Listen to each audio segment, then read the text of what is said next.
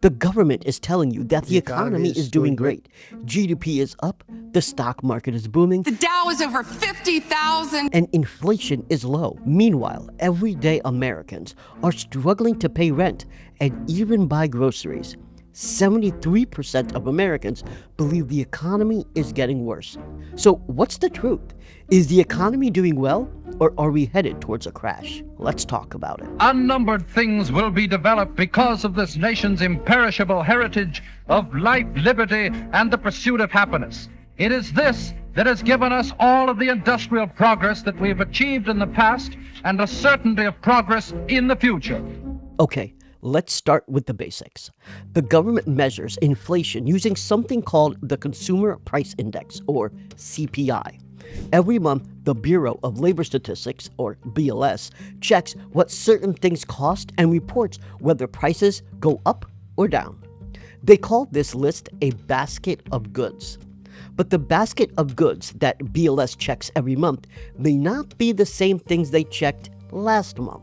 You've obviously noticed that steaks have become incredibly expensive. Because of that, Americans are buying a lot less ribeye. When that happens, BLS swaps ribeye out for cuts of chuck and flank. But why? BLS's logic is that people aren't buying as much ribeye or even New York strip anymore. But the thing is, people want to buy those better cuts of meat, but they simply can't afford it.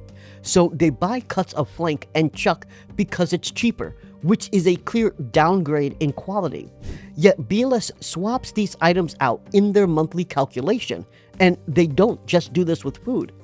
They do this with trucks, smartphones, and televisions too. This is just part of the reason why the government's stated inflation rate is actually higher than what you're feeling. It's even worse when it comes to calculating housing costs, which is the biggest expense Americans have. BLS doesn't track what rent actually costs. They use something called OER, or Owner's Equivalent Rent. It's a survey that asks homeowners what they think they could charge if they rented out their home. It's a hypothetical, completely made-up number. So why does the government do this? Well, in 1983, the Reagan administration changed how housing costs were calculated. Reagan had just signed a law connecting Social Security payments to the Consumer Price Index. A lower CPI means people would receive a smaller Social Security check because Social Security payments are automatically increased based on the rate of inflation. If the CPI shows a 3% rate of inflation, then Social Security checks go up 3%. If the CPI shows 2%, then Social Security checks only go up 2%. That 1% difference translated to $15 billion in government savings. Savings that came at the expense of the most vulnerable people in America. And Reagan wasn't the only one who did this. In 1996, Clinton's economic team created the Boskin Commission, led by Republican economist Michael Boskin. He recommended that CPI should be reduced yet again because, according to his map, the CPI was overstating inflation. It was another way to cut Social Security benefits without advertising that Clinton was actually cutting Social Security payments. Now, the current administration has calculated the annual inflation rate at 4.2%. But what many Americans don't understand is that this is on top of what happened before. Inflation is cumulative. Compounded from 2022 through today, your grocery bill is roughly 30% higher than it was in 2022. Now, my last video discussed the systemic issues involved in American food production, so I won't discuss it here, but I'll link to it at the end of this video and put it in the description so you can check it out. The bottom line is that if your family spent $1,000 a month on groceries in 2021, you are spending about $1,300 today. Now, let's talk about GDP, the gross domestic product of the United States of America. You might hear experts on CNBC or Fox Business rave about GDP growth, but what does it actually measure? GDP measures spending. It doesn't measure whether the companies that are doing the spending are making any money. It merely measures the movement of money. Right now, the biggest driver of GDP growth in America is the investment in AI infrastructure, most commonly in the form of data centers and technical hardware. For the first quarter of 2026, that's January, February, and March, 75% of all growth in the United States was from the result of AI investment. That's 3/4 of all GDP growth. That's up from last year, where 40% of GDP growth was based on AI investment. Without that tech-driven capital spending, real GDP growth is essentially near zero. And just so we're clear, all of this information is based on publicly available information, and none of it is being disputed by this administration. I don't know why mainstream media isn't breaking this down for regular American consumers, but what I do have is a very particular set of skills. Skills I have acquired over a very long career. And if you like being told the truth, please consider subscribing. Now, let's talk about the stock market. When the S&P 500 hits record highs, Jim Cramer pops a bottle. We love garbage. Cable news channels talks about the stock market like it's a reliable indicator of how everyday Americans are doing. It is not, and it has never been. The top 10% of Americans own about 93% of all stock market wealth. The top 1% own 54%. Just because the market goes up or reaches record highs does not mean the economy is doing well, and we have lots of historical data to prove that. On September 3rd, 1929, the Dow Jones hit an all-time high. The crash came the very next month on October 24th. By the 29th of October, billions of dollars of wealth were wiped out, and it triggered the Great Depression, which lasted for 10 years. On March 10, 2000, the tech-heavy NASDAQ index hit a record 5,048 points, representing a massive 400% increase in just 5 years. On October 9, 2002, the market crashed and dropped 78% from its peak. Companies that never made a dime in profit went from billion-dollar valuations to filing for bankruptcy in a matter of just a few years. $5 trillion in market value evaporated in what we've since called the dot-com bust. On October 9, 2007, the S&P 500 peaked at 1,565 points. Just 6 months later, in March 2008, we learned about credit default swaps and other exotic financial derivatives that created the housing bubble and led to another stock market crash. This time, it dropped by 57%, and millions of Americans lost their homes and their jobs. It's commonly called the 2008 financial crisis. Peter writes, should I be worried about Bear Stearns in terms of liquidity and get my money out of there? No, no, no. Bear Stearns is fine. Do not take your money out. This is real. Look, if there's one takeaway other than a plus 400 somewhere, Bear Stearns is not in trouble. On Sunday night, JP Morgan steps in, buys the whole operation for $2 a share. So you get nothing. You lose. Good day, sir. Today, 7 companies, Apple, Microsoft, Google, Amazon, Meta, Nvidia, and Tesla, represent over 1/3 of the entire S&P 500. They are called the Magnificent Seven because whatever way they move, the entire index moves. Investors in the S&P 500 have the illusion of diversification, because while the S&P 500 contains 500 companies, just 7 companies really control how the index performs. And all 7 of them are deeply invested in artificial intelligence. Now, I'm not here to shit on AI. There is real potential. AI is currently diagnosing cancers in patients and actively saving lives. It is being used to predict wildfires and earthquakes before they happen. The potential is real, but the valuations being placed on AI companies is anything but real. And we've been here before. Between 1995 and 2000, investors poured money into any company with the .com in its name. They thought the commercial internet was the future, and any company that had a website was going to rake in billions. They were right about the internet as a revolutionary technology, but they were completely wrong about their valuations. In 1999, Pets.com received $110 million in investor funding before they went public. They spent $27 million on advertising, even buying a Super Bowl commercial in their very first year of business. Their market cap was a whopping $290 million, which was huge for back then. But their revenue? It was just $619,000. The company filed for bankruptcy and liquidated their assets just 9 months after going public.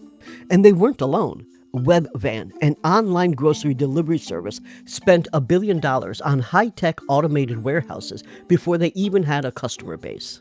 They thought millions of people would immediately order groceries online once they signed up for home internet service. That didn't happen. Webvan had a tiny customer base of only 110,000 people. To put that into perspective, Instacart has 8 million active customers a month. Yet, Webvan took investments from Sequoia, Benchmark, SoftBank, Goldman Sachs, and Yahoo and put it all in state-of-the-art technology instead of finding customers and generating revenue. The company went from a $1.2 billion valuation in 1999 to bankruptcy in July of 2001, and their state-of-the-art warehouses were sold off for pennies on the dollar. Now, let's talk about today. Specifically, let's talk about OpenAI. OpenAI is the company behind Chat GPT.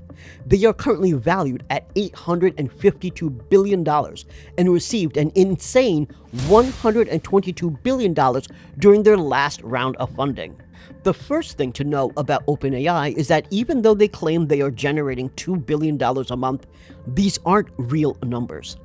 OpenAI uses ARR, which stands for Annual Recurring Revenue.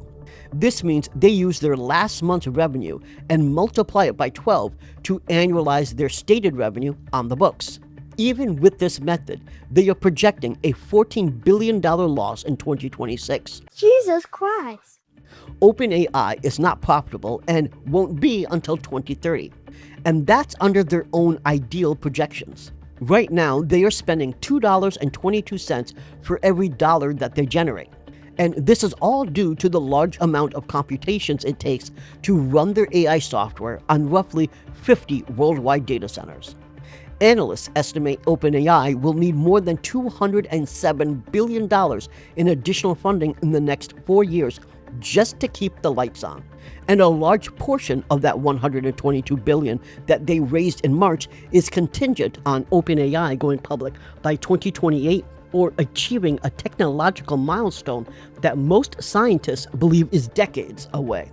So the only way they can actually keep that cash is to go public. This is a company that has never been profitable and almost no physical assets on its balance sheet.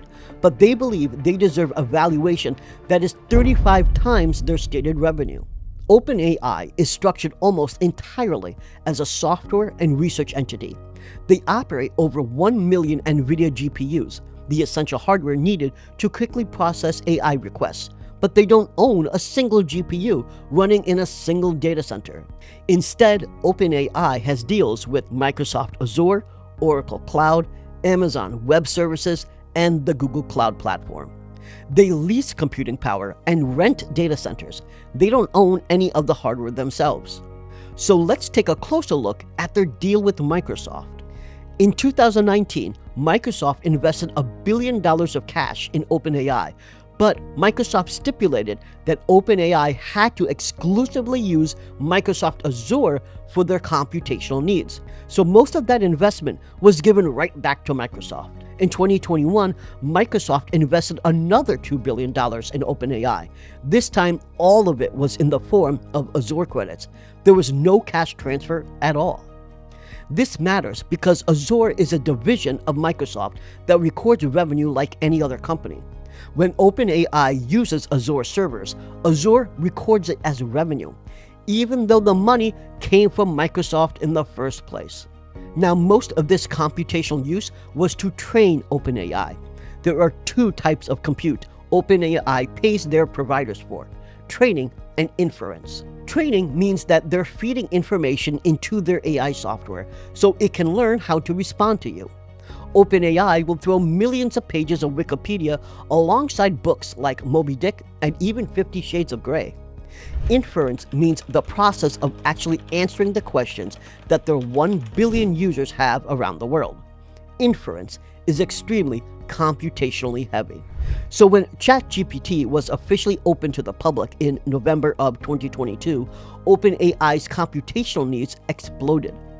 Training their AI model could be covered by using Azure credits, but if OpenAI needed to answer all those questions from its customers, they needed more computational power. We're gonna have to go right to ludicrous speed. That's when OpenAI started paying Microsoft in straight-up cash. OpenAI paid approximately $3.8 billion in cash for computing costs in 2024 to Microsoft Azure. That number jumped to nearly $13 billion by the end of 2025. So OpenAI needed to make a long-term deal with Microsoft. So in October 2025, OpenAI committed to purchasing $250 billion in Azure credits going forward.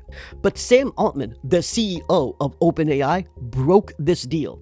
He restructured OpenAI's partnership with Microsoft, which ended their exclusive cloud deal, so he could use other cloud services from Amazon, Google, and others. But Microsoft still owns 27% of OpenAI. The problem is, all of these companies are in bed together. NVIDIA sells GPUs to Microsoft, Google, and Amazon. The same companies have invested billions in OpenAI. Microsoft invested $13 billion, NVIDIA invested $30 billion, and Amazon has invested $50 billion. Meanwhile, OpenAI doesn't own any of these GPUs at all. This reminds me of the dot-com era when communication giants artificially inflated their revenues using a practice known as capacity swaps. Instead of building out real networks, companies like Global Crossing, Quest, and WorldCom traded fiber optic capacity with one another and heavily inflated prices. It worked like this. Global Crossing would buy fiber optic capacity from Quest for $100 million. Quest simultaneously bought the exact same amount of capacity from Global Crossing for $100 million. Both companies recorded $100 million in revenue on the balance sheet, even though practically zero net cash changed hands. When one company collapsed, they all collapsed, because the revenue vanished simultaneously. The investors in OpenAI's latest $122 billion round include Amazon, NVIDIA, SoftBank, Microsoft, BlackRock, Blackstone, Fidelity, Goldman Sachs, Sequoia Capital, and dozens more. There were 86 investors in total. $180 billion was raised across 15 separate funding rounds. Every one of those investors now carries OpenAI as an asset on their balance sheet. When OpenAI's value bottoms out, and it will bottom out, every one of those balance sheets will suffer. I already showed you how Sam Altman, the CEO of OpenAI, has wiggled out of concrete agreements with Microsoft. In fact, Microsoft had to threaten to sue him in March because of his cloud agreement with Amazon. But Sam has done that with OpenAI several times, which is why everyone should be skeptical of putting so much money behind a man who rarely keeps his word. In October 2025, Sam Altman flew to South Korea in meetings with Samsung and SK Hynix, the world's two largest memory chip makers. He signed letters of intent to purchase 900,000 DRAM memory wafers per month. It was incredibly well publicized, and he even took photos with the South Korean president. It was a huge deal, worth an estimated $70 billion, and it represented roughly 40% of the global DRAM supply. Almost immediately, memory prices jumped 171%. 5 months later, OpenAI's data center that those DRAM agreements were meant for was completely scrapped. That meant that the $70 billion that OpenAI was going to spend in South Korea completely evaporated. Even though Sam Altman's visit was just for an announcement, the market treated it like it was a binding contractual agreement because OpenAI made it sound like it was. And what happened with that data center expansion plan that all that DRAM was for? Well, originally Sam Altman had proposed a $500 billion project called Stargate. This was supposed to be a huge partnership between OpenAI, SoftBank, and Oracle. In fact, it was highlighted by President Donald Trump at the White House. SoftBank is a Japanese investment company and originally pledged $19 billion for the project, but actually invested less than $2 billion. SoftBank wanted to get massive loans to help pay for this, but ironically, as Trump was parading these tech giants around, boasting that he had set up deals like no other president in American history, his tariffs on Japan quickly disintegrated any plans that SoftBank had. Japanese companies went sour on investing anything in the United States.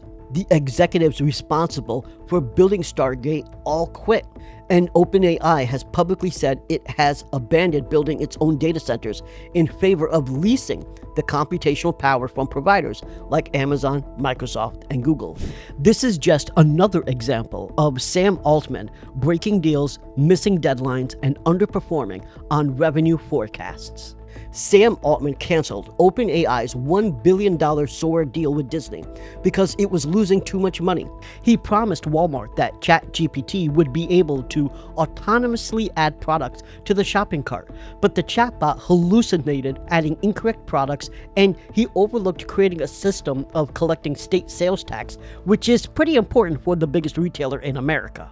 He canceled the $500 billion Stargate data center, and he ended the exclusive Microsoft data center partnership, forcing Microsoft to threaten AI with a lawsuit. And Sam Altman changed OpenAI's entire mission from a nonprofit organization to a commercial product for which Elon Musk tried suing him for. Look at the screen. That's mine. I'm going to stick beside him. And that's what you're going to settle for. I'm going to stick beside him. And OpenAI's self-projected losses are just massive, larger than any other company before in history that has ever existed on planet Earth. OpenAI is projected to lose $140 billion before it achieves profitability, and that's if everything goes right. This is their own internal projections. And let's put that into perspective. Amazon had $8 billion in net losses before they became profitable. Tesla had $10 billion. Uber had $32 billion. And OpenAI thinks they can become profitable after losing $140 billion. When the first numbers come out and retail investors see how bad OpenAI's financials actually look, the stock price will crash. We've seen this before. Several times, in fact. The AI bubble will officially burst, and just like the dot-com bust, that doesn't mean the technology will cease to exist. But it does mean there will be bankruptcies, consolidation, and just like the dot-com bust did in 2002, it will trigger an economic cascade, just on a much bigger scale. Right now, before any bubble has burst, the tech industry has already laid off more than 100,000 workers in 2026. The financial sector is right behind, losing over 65,000 jobs this year. Google, Microsoft, Amazon, and Nvidia all carry OpenAI on their balance sheets. And when OpenAI's stock disappoints, all four stocks will fall, along with the portfolios of the other 86 investors that gave money to OpenAI. They will all begin cutting costs to increase shareholder value. The Magnificent Seven, which represents 35% of the entire S&P, will all move in the same direction, down. Looks like I picked the wrong week to quit amphetamines. And that's just OpenAI. Anthropic is planning to go public in the fall of this year as well. Huge data center companies like Equinox, Digital Reality Trust, and Iron Mountain all rely on AI companies using their data centers as well. OpenAI will be the Lehman Brothers of this crash. Once OpenAI falls, so will the rest. Tech workers in Austin, Seattle, San Francisco, and Denver will lose their jobs. These workers made 6 figures a year, and the loss of that collective income will be devastating for the communities they live in. Restaurants, dry cleaners, gyms, luxury apartments, and homes built to serve these workers will lose their customer base. The real estate developers who built these homes and apartment buildings won't be able to fill units, which means they won't be able to pay their construction loans. Regional banks will start reporting losses on construction lending. That will inevitably tighten up construction loans around the country. That will lead to hundreds of thousands, if not millions, of construction workers to lose their jobs. The loss of these jobs will devastate the communities that they live in as well. Construction companies will close, and that will lead to less trucks being bought. Fewer people buying trucks means the auto industry will suffer. Car dealerships depend on 90-day loans called floor plan financing. When they can't get rid of their vehicles, the bank demands they start making monthly payments. To stop the bleeding, dealerships will slash prices below their cost just to get rid of the expensive monthly headache. Now, even if customers want to buy new models, dealerships can't afford to finance them. And that's how the AI bubble bursting will crash the American economy. The only real question is when it will happen. Now, some of you might say that the May jobs report said we just added 172,000 jobs. The economy can't be that bad, right? Well, here's the deal. Leisure and hospitality led all job gains with 70,000 new positions. Those are likely just temporary hires to accommodate the surge in host cities for the World Cup. These are just temporary jobs. Another 55,000 are local government jobs. Since Trump and Musk got rid of 420,000 federal jobs, local governments had to pick up the slack. These aren't new jobs. They just moved from the federal budget to state budgets. 2 million Americans are classified as long-term unemployed, which means that they have been out of work for 6 months or more. That's 27% of the entire unemployed population. So how are Americans surviving? Credit cards. American households are now carrying a record $1.25 trillion in credit card debt. That's up $72 billion from this time just last year. The reality is this is going to happen, and it's going to hurt. It's like I picked the wrong week to quit sniffing glue. Whether this becomes a needed market correction or a financial depression depends on who is in charge when it hits. It depends on whether the people in Congress and the president understand what actually happened and who needs to be financially protected. Will working people in America get direct financial relief, or will the government give corporations taxpayer fund-out bailouts again? The decisions you make this November and again in 2028 will determine how the United States responds to yet another boom and bust cycle. Thanks for watching. If you like this video and like being told the truth, please like and subscribe. And if you want to watch the video about food being so expensive, click below. Thanks for watching.